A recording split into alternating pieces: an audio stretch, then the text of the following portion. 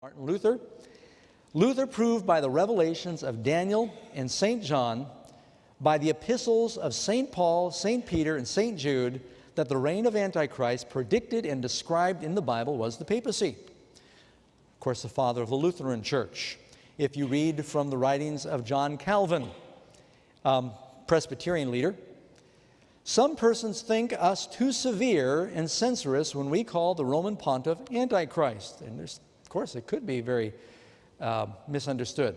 But those who are of this opinion do not consider that they bring the same charge of presumption against Paul himself, after whom we speak and whose language we adopt. I shall briefly show that in Paul's words in 2 Thessalonians chapter 2, they are not capable of any other interpretation than that which applies them to the papacy, that is, church.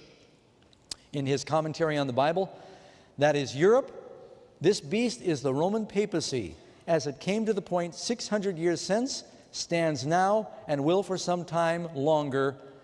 To this and no other power of earth agrees the whole text and every part of it. In every point, the beast is a spiritual secular power, opposite to the kingdom of Christ, a power not merely spiritual or ecclesiastical, not merely secular or political, but a mixture of both.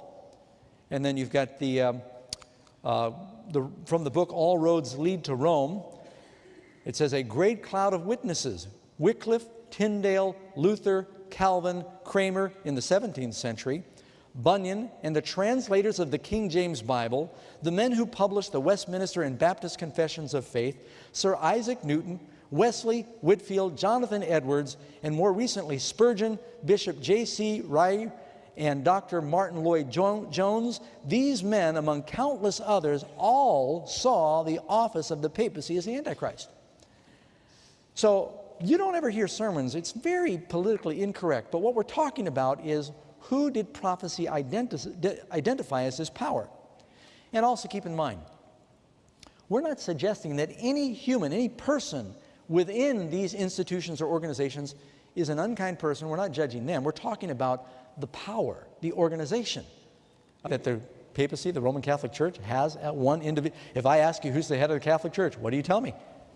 Is it a parliament? Is it a senate, a congress, or is it one person? It's the Pope. It says power was given him, Revelation 13 verse 7, over all kindreds and tongues and nations. I think everybody agrees that the Pope is the undisputed leader of the papacy. Does it fit that criteria? Listen to this quote. And by the way, the quotes I'm reading you, many of these, they're either from history or from the papacy's own writing.